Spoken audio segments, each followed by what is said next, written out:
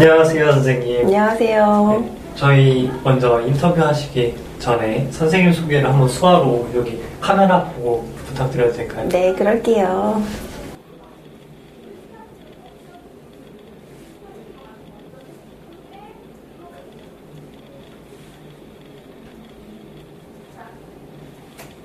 통역사라는 직업이 낯설지 않지만 수학통역사는 저희가 많이 생소한데요. 혹시 수학통역사는 어떤 일을 하는지 설명해 주실 수 있으실까요? 네.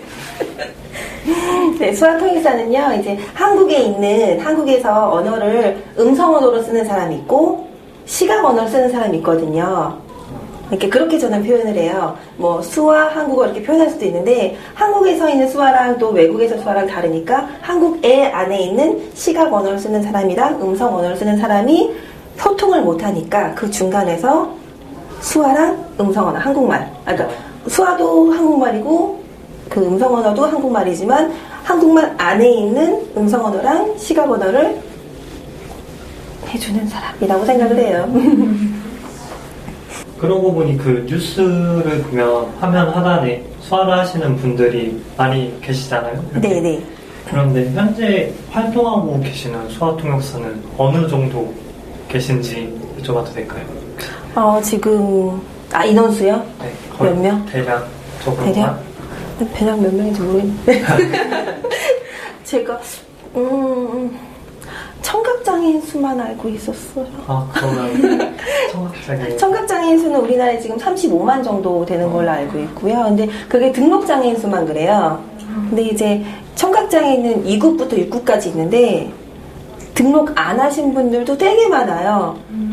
이게 조금 들리거나 혹은 인공와우라고 수술을 하는 게 있거든요. 이제 수술해서 조금 들리면은 이제 등록 안 하고. 그래서 실제로 있는 농아인 사람 수는 훨씬 더 많을 건데 지금 현재 등록되어 있는 청각장애인 수는 35만 명 정도로 알고 있어요. 네네. 그렇다면 선생님 수화 통역을 하게 된 계기가 있으실 것 같은데 혹시 그 계기가 무엇인지 여쭤봐도 될까요? 저는 계기가 딱 고등학교 2학년이라고 하셨죠. 근데 저는 고등학교 1학년 때 수화를 배웠어요. 학교에서 특별활동으로 이제 CA 있잖아요. 일주일에 한 번씩. 그때 수화를 배웠는데 아무 생각 없이 배웠어요. 수화가 뭔지도 모르고 그냥 이렇게 저 할래요. 그래서 들어갔는데 되게 재밌더라고요. 그리고 딱히 뭐 공부를 잘하는 학생이 아니었는데 거기서 배운 것들이 다 기억이 되는 거예요. 너무 그러니까 사람이 재밌으니까 그렇게 되는 거예요. 그래서 재밌어서 이렇게 하다 보니까 고1, 고2, 고3 넘어가고 이제 고3 때도 열심히 수화를 하고 공부보다는 그러다가 이제 전공을 어디로 갈까? 특수교육을 할까? 그때는 수화통역과가 없었어요. 지금은 수화통역과가 있는데 그때는 수화통역과가 없어서 이제 사회복지학과를 갈까 특수교육학과를 가다가 고민하다가 사회복지를 갔다가 졸업을 하고 또 특수교육을 가서 또 졸업을 하고. 근데 그냥 그런 것 같아요. 진짜 자기가 하고 싶은 걸 하니까 이게 하고 싶어지는 것 같아요. 여러분들도 누가 시켜서 온 거 아니잖아요. 네, 시켜서 왔나? 좋아서 굳이 토요일 날 이렇게 시간 내서 온 거잖아요. 근데 이렇게 하다 보면은 진짜 되게 자기의 진로가 훅 바뀔 수 있는 것 같아요. 진짜. 그러면 이제 본격적으로 수화통역에 대해서 질문드리겠습니다. 선생님이 생각하시기에 수화로 표현하는 것 중에서 가장 아름다운 것이 무엇이라고 생각하시는지. 네. 제가 안 그래도 이거 질문지를 받아보고 아름다운 게 뭐가 있을까라는 생각을 안 해보고 질문지를 받아보고 살짝 이 질문은 별로다. 그 생각을 한 게 왜냐면은 수화를 이제 홍보를 하잖아요. 왜 우리나라에서 한국말 이제 훈민정음도 홍보를 하잖아요. 훈민정음이 어떻게 만들어졌는지 이런저런 걸 홍보를 하는데 그런 것처럼 수화도 홍보를 해요. 그런데 수화 홍보할 때 가장 좋은 방법이 노래 수화예요. 왜냐하면 일단 가장 이렇게 집중이 잘 되고 노래니까 외우기도 되게 쉽고 우리 영어 공부할 때 팝송 많이 부르잖아요. 그럼 이제 잘 모르는 단어들이 귀에 훅 들어오니까 되게 쉬운 방법인데 단점이 그거밖에 모른다는 거. 그잖아요. 그 노래밖에 모른다는 거. 근데 수화도 마찬가지로 그 노래밖에 모른다는 거. 근데 이제 영어는 번역을 해서 우리가 알고 있는데 수화는 단어 이렇게 나열이 되기 때문에 번역이 제대로 안 돼 있어요. 그래서 이제 그러니까 수화 노래를 본 거를 이렇게 하고 그냥 노래랑 비교하면은 좀 문맥이 안 맞거나 그런 경우들이 좀 있거든요. 그래서 이제 그럴 때 많이 사용하면서 하는 게 뭐가 더 아름다운 수화인지, 뭐 어떤 게 더 모양이 아름다운지를 보고 단어를 넣어서 수화 노래를 만들기 때문에 그런 아름답다라는 표현에 대해서는 제가 조금 뭔가 반감 같은 게 조금 있어서 뭐와 언어에 대해서 굳이 뭐 아름다운 게 뭐가 있을까라는 그런 생각을 좀 하게 있어요. 그래서 아름다운 건 그냥 뭐 아름다운 건 굳이 없나? 뭐 대답은 그렇게 생각을 해요. 저는. 그러면은 이제 다른 질문으로 네. 수화하면서 이제 손 모양이 가장 어려운 것은 어떤 것인지. 손 모양이요. 네. 치읓이요. 네. 새끼손가락만. 새끼손가락이 안 접혀요, 저도. 네, 안 접혀. 대부분 안 접혀요. 잡힌 사람이 거의 없는데, 정말 이렇게 딱 접히는, 손가락, 이렇게 딱 접히는 사람이 있어요. 거의 없어요. 제가 고등학교 때 그랬잖아요. 수학 되게 잘했다고. 네. 시험 봤는데 하나 틀린 거예요. 되게 화가 났어요. 알아봤더니 선생님이 지읒을 하셨는데 그 선생님이 손가락이 이랬던 거예요. 저처럼. 그래서 제가 옆에서 봤을 때 치읓이었던 거죠. 그래서 나는 치읓을 썼는데 선생님이 지읒을 한 거예요. 그래서 틀렸어요. 그럼 제가 근데 뭐 그때는 틀렸다니까 뭐 이렇게 조용히 틀렸다니까 선생님이 틀렸다니까 그러고 있었었죠. 아무튼 이게 제일 어려운 것 같아요. 손가락. 근데 뭐 이거 말고는 뭐 수화 어려운 거는 수화 모양이 어려운 거는 요 정도. 근데 수화를 이렇게 변환하는 과정에서 어려운 거는 그런 게 있는 것 같아요. 저는 이제 주로 뉴스를 하니까 뉴스를 예를 들어서 이 친구한테 대해서 누구지? 내가 누구였지? 되게 트럼프 같다. 저요? 네. 트럼프가 혹시 제가 얘기한 게 뭔지 알아요? 혹시 그 게임할 때 쓰는 트럼프? 네, 카드가 아니고. 미국. 맞아. 알아요? 네. 그 사람이 되게 말을 막말하고 그러잖아요. 근데 이제 그런 거를 모르는 경우도 있잖아요. 그잖아요. 그런데 어떤 사람이 이렇게 막 얘기를 하는데 이분은 되게 트럼프 같은 사람이라 미안해요. 트럼프 같은 사람이라고 얘기를 했을 때 우리도 이렇게 이야기를 하다 보면은 트럼프?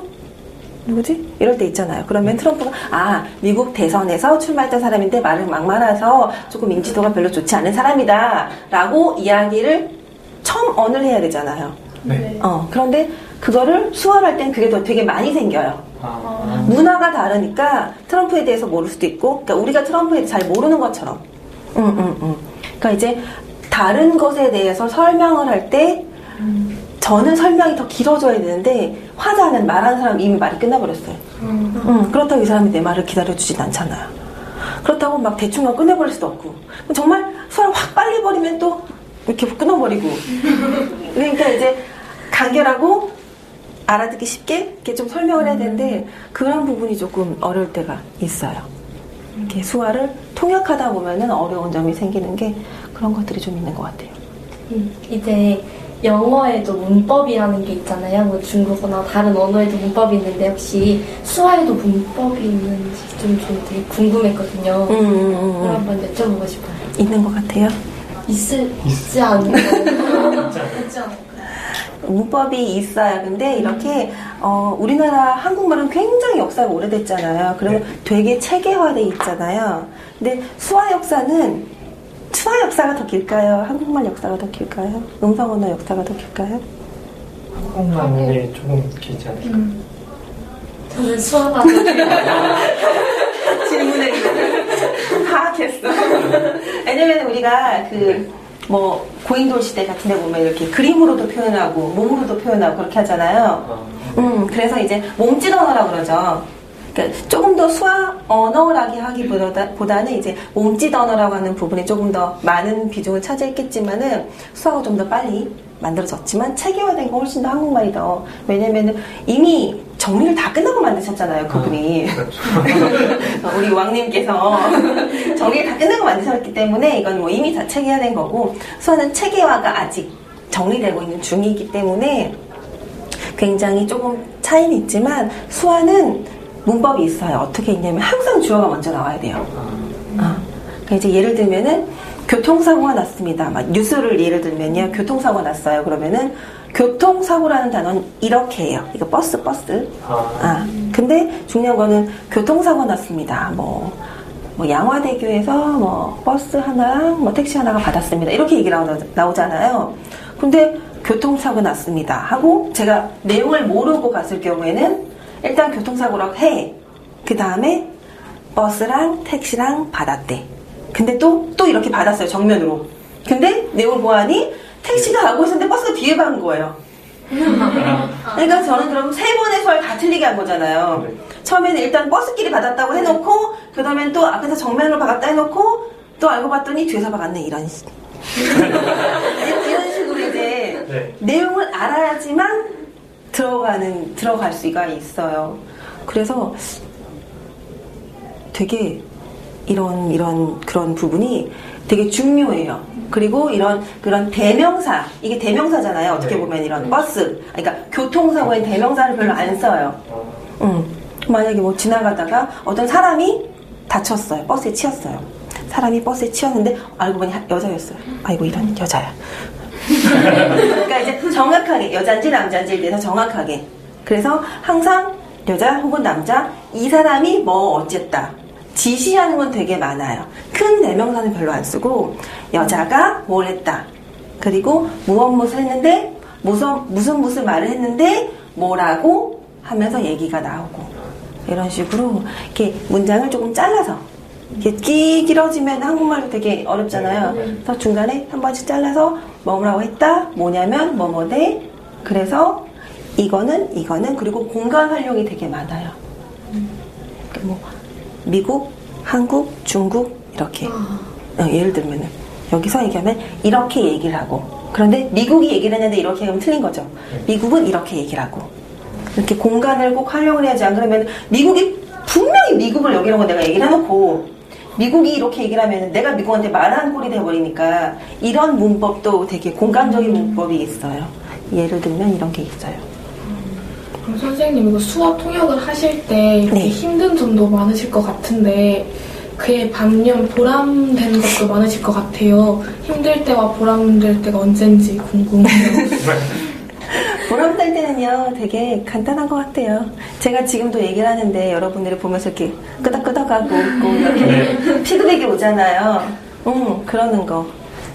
그래서 제가 뉴스를 하면서 조금 안 좋은 부분은 바로 피드백을 받아볼 수 없다는 거. 이렇게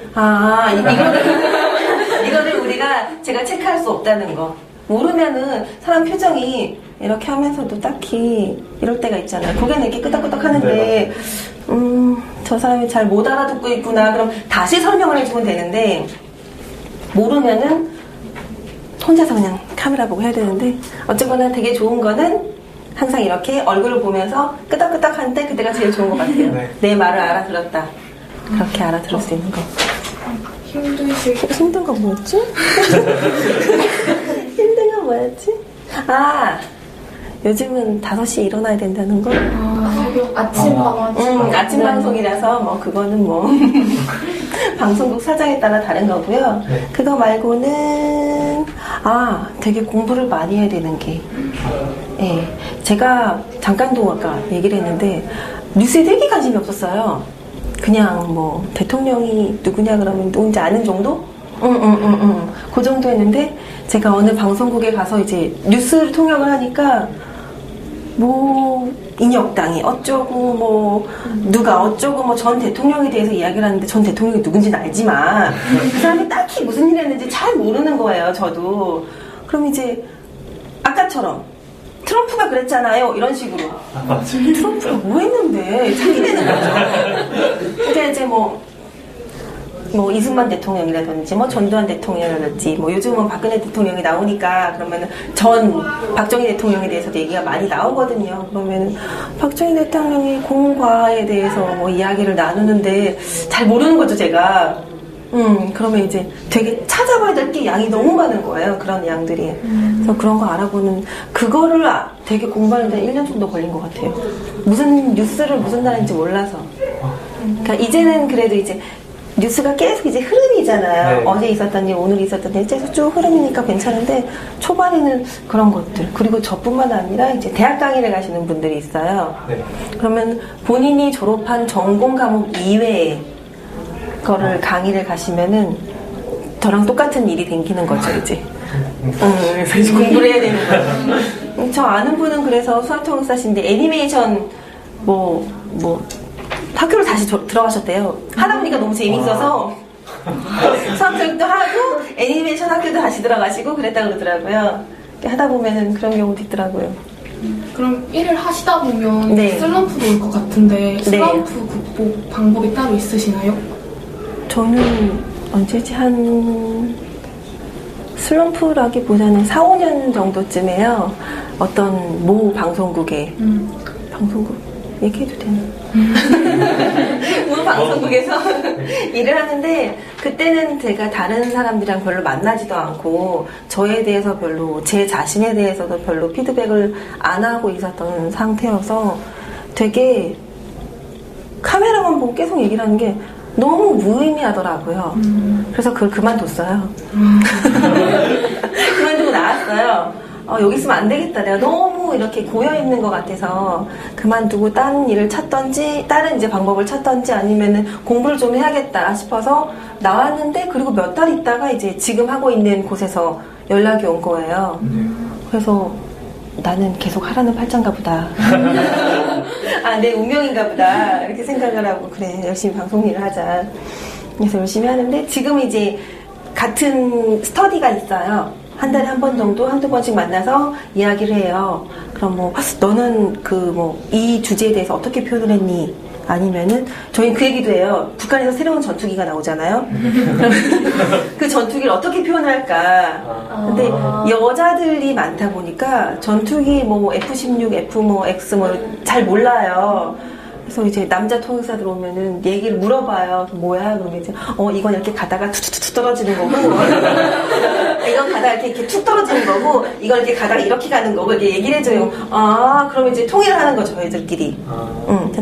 그럼 지대공인이 그런 게 있어요. 그럼 땅에서 하늘을 쏘는 미사일인지, 하늘에서 땅으로 쏘는 미사일인지, 이런 게 있어요. 그럼 그런 것도 이제 이야기를 하면서 슬럼프가 조금 없어지는 것 같은 느낌?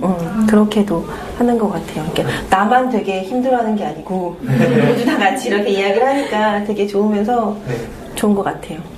이 프로그램을 보고 또 수학통역사에 관심이 생긴 청소년들이 있을 수도 있잖아요. 네. 그러면 수학통역사가 되기 위해서는 어떻게 해야 되나요? 혹시 그 자격증 같은 게 있나요? 따로? 시험을 본 지 오래돼서 과목이 바뀌었대요. 과목이 지금 장애인복지 있고요. 한국어에 의해 이건 국어 시험이에요. 네. 수능이랑 되게 비슷해요. 수능 그거 근데 조금 쉽다고 하더라고요. 그거랑 청각장애인의 이해랑 그리고 수학통역의 기초 이렇게 4가지 필기시험을 봐요. 그리고 여기서 합격을 하면은 실기시험을 봐요. 그럼 이제 음성통역, 수화통역, 필기통역. 영상을 보고 쓰는 게 필기통역. 음성통역은 영상 보고 말을 하면은 음성통역. 수화통역은 말하는 거를 이렇게 하는 통역. 그렇게 해서 합격을 하면은 이제 수화통역사가 돼요. 그전에는 민간 수화통역사였는데 언제였지? 제가 7기, 8기, 9기 몇 년 있다가 국가공인으로 바뀌었어요. 그래서 국가공인 수학통역사로 이렇게 지금은 활동을 하고 있어요. 1년에 한 번 정도 시험을 보고요. 점점 어려워진대요. 괜찮아요. 난 땄어. 혹시 수학통역사가 되기 위해서 방금처럼 이렇게 시험도 많이 보고 자격증도 많이 따야 된다고 하셨는데 혹시 수학통역사가 되려면 공부를 잘해야 하는지 수능은 안 보고요. 근데 제가 학교 갈 때는, 대학교에 갈 때는 수학 통역과가 없어서 별로 그거에 대한 고민은 안 했었는데, 지금 나사렛 대학교랑 제알부키 대학교 또 있나?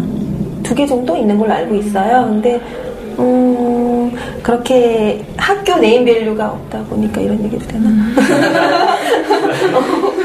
그래서 지원율이 세거나 그러지는 않는 것 같아요. 그래서 수학 통역이라는 거는 전공이랑은 상관이 없다고 생각을 하는데, 그래도 수학 통역과를 가면은 그래도 전문가 선생님들도 만나고 전문적으로 4년 동안 수학 통역에 대해서 배우니까 그렇게 하면 조금 더 빠르게 진로를 갈 수 있을 것 같아요. 네. 이번 질문은 아마 모든 청소년들의 공통 질문이 아닐까 생각이 되는데요. 학창 시절에 내신 관리나 아니면 아까 말씀하셨을 때 수능을 안 보신다고 그러셨는데. 그 얘기가 수학 통역 시험 볼 때 수능이랑 상관없다는 그 얘기고요. 네. 그럼 수능 당일에 뭐 컨디션 조절이나 수능 시험 준비를 어떻게 하셨는지 좀 여쭤보고 싶어요. 수능 너무 오래전에 봐서 기억이 수능 이게 그냥 일반적인 시험을 말씀하시는 거죠? 뭐 수학 통역사가 네. 되기 위한 뭐 그런 거라기보다는 자격증 시험도 괜찮아요. 자격증 시험 저는 되게 뭐라 그랬지? 좀 덤덤한 편이에요, 시험 볼 때. 네, 근데 사소한 거에 좀 집착하는 편이에요. 성격이 안 좋아. 큰일에 좀 덤덤하고 사소한 거에 좀 집착하는 편인데, 그래서 딱히 시험 볼 때 되게 뭐 긴장을 하거나 그런 것 같지는 않고요. 저는 공부를 이렇게 썩 잘하는 학생이 아니기 때문에 고3 때도 열심히 수활하느라고 저희 엄마가 네, 그래가지고 좀 그런 것 같아요. 정말 신기하게도 외국어를 잘하는 부모의 자녀들은 네. 외국어를 같이 잘하더라고요. 네, 그쵸. 혹시 선생님의 자녀들도 그 수화를 잘 하나요? 조금씩 하기는 하는데 뭐 잘하는 정도는 아니고요. 이제 가르쳐 줄 수밖에 없었던 게 이제 수영을 할 때 네. 유리 있잖아요. 네. 저는 밖에 있고 아이는 안에 있고. 근데 이제 어렸을 때는 제가 이렇게 항상 보다 보면은 화장실도 가야 되고 잠깐 커피도 먹고 싶은데 제가 없으면 아이가 걱정을 하잖아요. 우리 엄마가 없네. 그러면 이제 내가 화장실에 간다. 화장실 가르쳐줘요. 영애나 이게 화장실이야. 이렇게 하고 가면 가는 거야. 오케이. 그래서 이제 가요. 커피 마시러 갈게. 그럼 오케이. 이제 이런 식으로 이제 간단한 거 정말 필요한 것들 그런 거 하고 그렇게 조금씩 배운 것 같아요, 진짜. 근데 재밌어요. 조그마한 아이들이 수활하니까 귀여운 것 같아요. 그러면 뉴스나 방송 같은 이제 하단에서 열심히 수화를 하시잖아요. 근데 거의 다 보시면은 무채색 옷이나 주로 검은색 옷을 많이 입고 계시는데 왜 그런 색의 옷을 입고 계시는지. 되게 간단해요. 손 잘 보이게 하려고요. 네. 그 가끔 그런 경우 있잖아요. 이제 뭐 어디서 수화 노래를 할 때 흰 장갑. 다 여기서 또 다른 질문한다. 흰 장갑을 끼면은 좋을까요? 안 좋을까요? 안 좋죠. 왜요? 이게 그냥 뭔가 이게 손가락 세고 있지 않을까요? 저도 비슷하게 생각하는데. 빛 때문에 약간 흰색깔이 잘 안 보이죠. 맞아요. 이 보통 공연을 하는 곳은 조명이 되게 많잖아요. 그래서 하얀색 카메라 하시면은 아시잖아요. 하얀색 네, 빛 번짐 맞아요. 되게 심하잖아요. 손가락 하나 펴는지 2개 펴는지 구분 안 되잖아요. 특히 카메라를 이렇게 받아보고 있는 걸 카메라가 또 찍으면은 되게 안 보여요. 게다가 앞, 뒤 구분이 안 돼요. 손가락 이건지 이렇게인지 뭐 이거랑 차이는 별로 없지만 그래도 우리가 할 때 손바닥을 앞으로 하는 건지 뒤에 하는 건지 의미가 달라질 수가 있거든요. 그리고 중요한 거는 또 우리가 손가락들이 길이가 다 다른데 똑같은 하얀색 장갑을 끼면은 남아요. 그죠? 남죠? 그래서 모양이 되게 웃겨요. 그잖아요. 모양이 되게 웃겨요. 가장 중요한 거는 수화가 잘 안 보이는 거. 그래서 절대로 어디 가서 누가 한다 그러면 절대로 흰자켓 끼지 말라고 하시고 네. 혹시라도 그러면 누가 꼈으면 안타깝다. 안 꼈으면 더 좋았을 텐데 그 이유는 사람 손이 까만색에 비치면 가장 잘 보이잖아요. 네. 그래서 저희 까만색을 주로 많이 입고 이것도 살짝 곤색이긴 한데 네, 남색이긴 한데 가장 진한 색을 많이 입어요. 잘 보이라고. 누가 그러더라고요, 농담으로. 너는 피부가 까마니까 흰색을 입어라. 그 정도는 아니다. 그랬죠. 그럼 이제 저희 마지막 질문입니다. 앞으로의 선생님의 계획과 청소년들에게 해주고 싶은 말씀이 있으시다면 해주세요. 계획 뭐였지? 작년에 그 정부에서 네. 19대 국회에서 12월 31일 날 국가적으로 수화를 언어로 인정해주는 법이 채택이 됐어요. 통과가 됐어요. 그래서 우리나라에 공식적으로 언어가 2개가 됐어요. 아까 제가 얘기한 음성 언어, 이번엔 수화 언어. 맞죠? 네. 그래서 2개가 됐어요. 그래서 이 의미는 무엇이냐? 지금도 현재 뭐 어디 있죠? 공공기관, 우체국, 은행, 백화점도 수화통역사가 있어요. 많지는 않지만 군데 정도. 근데 어쨌거나 있다는 게 어디예요? 이렇게 얘기하면 안 되나? 더 많아져야 되는데. 네. 그래서 이렇게 공식적으로 있는 곳이 있는데 이곳이 훨씬 더 늘어난다는 거죠. 네. 왜냐면은 그전에는 그냥 사회적 배려 대상자, 약자에서 이렇게 뭔가 도움을 주어야 되는 존재가 아니라 이제는 똑같은 언어를 쓰는 사람으로서 이렇게 무조건 동시에 제공을 해줘야 되는 그런 기준이 생긴 거거든요. 우리나라 법으로 2개가 언어가 됐으니까. 그래서 이렇게 점점 더 늘어났으면 좋겠다. 라는 게 있고, 여러분들한테 하고 싶은 말은 제가 가끔 가다가 이렇게 청소년들이랑 혹은 뭐 중고등학생, 초등학생들한테 이렇게 인식 개선 수업을 가끔 해요.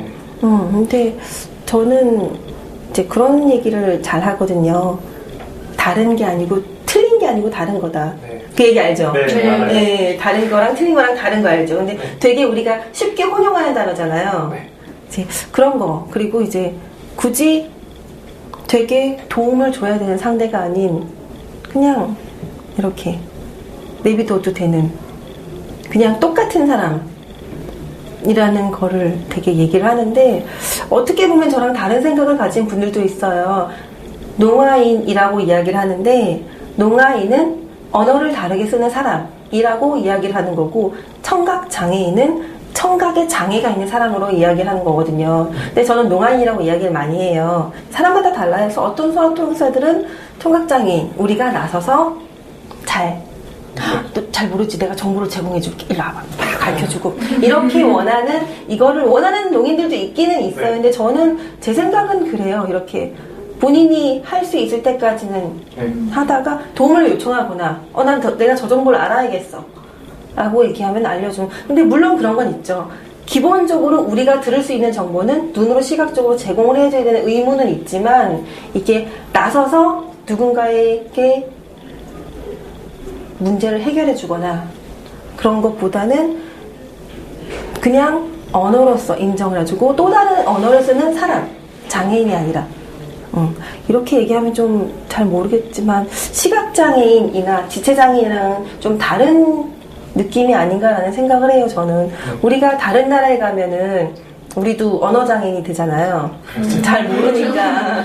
그잖아요. 어느 정도는 할 수 있겠지만, 수화도 어느 정도 바디랭귀지는 할 수 있겠지만 완전히 이해하기는 어렵잖아요. 그런 것처럼 다른 언어를 쓰는 그냥 사람이라고 인정을 해주는 게, 물론 작년에 언어법이 제정이 돼서 그런 아주 중요한 계기가 되었지만, 그렇게 생각해주면은 되게 좋을 것 같아요. 선생님의 좋으신 말씀 덕분에 유익한 시간이었는데요. 이렇게 귀한 시간 내주셔서 감사합니다, 선생님. 네. 고맙습니다. 감사합니다.